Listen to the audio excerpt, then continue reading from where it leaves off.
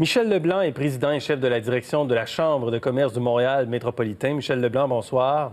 Bonsoir. Est-ce que vous êtes d'accord, vous, avec ce nouveau report?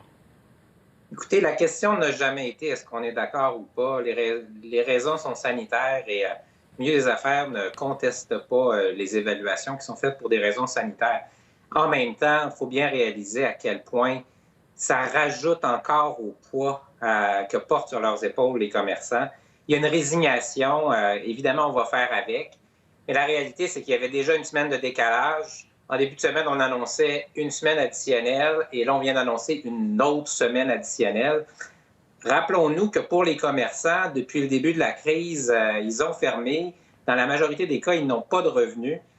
Et donc, là, il y a une énorme incertitude. D'abord, est-ce que je tiens le coup? Probablement que si je suis rendu jusqu'ici, je vais me rendre.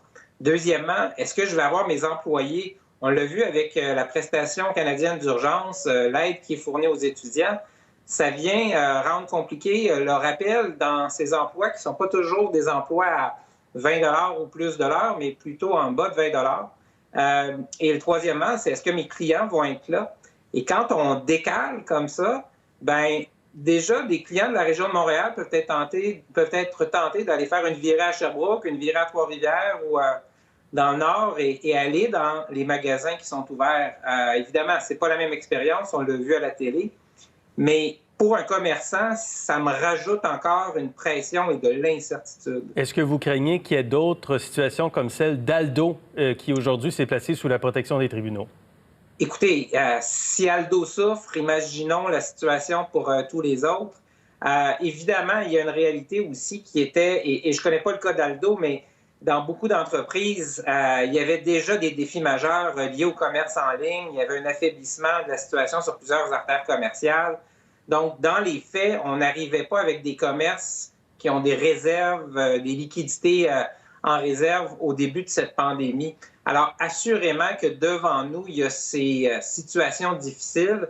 Est-ce que ça va se produire à grande échelle? J'ai l'impression que les premières semaines vont être déterminantes. Si les clients sont là et si la reprise même lente se passe, eh bien, ça devrait aller pour beaucoup de commerces. La Ville de Montréal disait aujourd'hui s'attendre à une proportion de 40 à 50 de locaux vacants sur certaines artères. Et il y a toutes sortes de solutions qui sont amenées. Il y a eu toute une étude, une évaluation qui a été faite, une consultation avant la crise où on disait, bien, il y a déjà un problème de locaux vacants. Est-ce qu'on ne devrait pas avoir une taxe ou une redevance aux propriétaires de locaux vacants? Vous en pensez quoi? Écoutez, on a été contre, on demeure contre et on va être contre.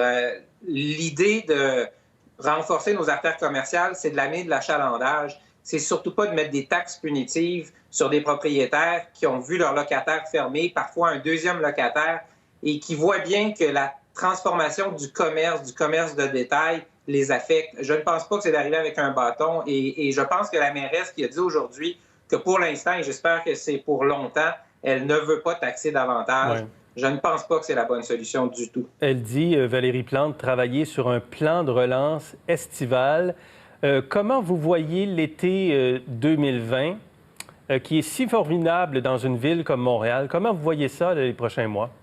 Bien, écoutez, il faut regarder en Europe pour essayer de voir ce qui peut arriver à Montréal. On voit en Europe que le déconfinement donne lieu progressivement, mais quand même assez rapidement, sur l'espace d'un mois, à de la réouverture de restaurants, à des petits groupes qui peuvent se réunir. On est quand même en mai, au début mai. Je pense qu'on risque de connaître un Montréal où on pourra goûter à l'été, mais on ne pourra pas fêter nécessairement à plusieurs. Et peut-être qu'il faudra réfléchir sur comment on fêtera Montréal à l'automne. Je pense qu'on peut planifier l'été, mais on va se planifier un automne qui ressemble peut-être à nos étés, puis un hiver, si on le pouvait, qui fêtera aussi. Mais est-ce que vous êtes capable de planifier, Michel Leblanc, est-ce que vous êtes capable de planifier comme chambre de commerce, là, puis vous parlez à tous les gens d'affaires, est-ce qu'on est capable de s'imaginer, compte tenu qu'on ne sait pas, là, et qu'on repousse et qu'on reporte, puis qu'on attend aussi les plans de phase 2 et de phase 3? Si vous saviez combien de gens à Montréal qui sont dans l'événementiel, dans le divertissement, dans l'accueil de tourisme, pensent à des plans, pensent à des façons durant l'été, durant l'automne, regardent ce qu'on va pouvoir permettre à partir de l'Europe, à partir toujours de ce qui se passe là-bas. Il faut se rappeler qu'ils ont un mois à 6 semaines d'avance sur nous. Alors, je vous le dis, à Montréal, là, il y a plein de monde qui réfléchissent.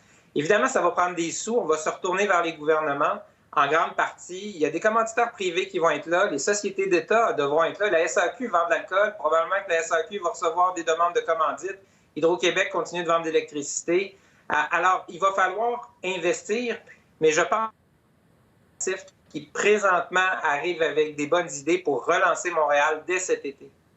Est-ce que la reprise va s'accompagner d'un véritable mouvement d'achat local et est-ce que vous allez valoriser ça?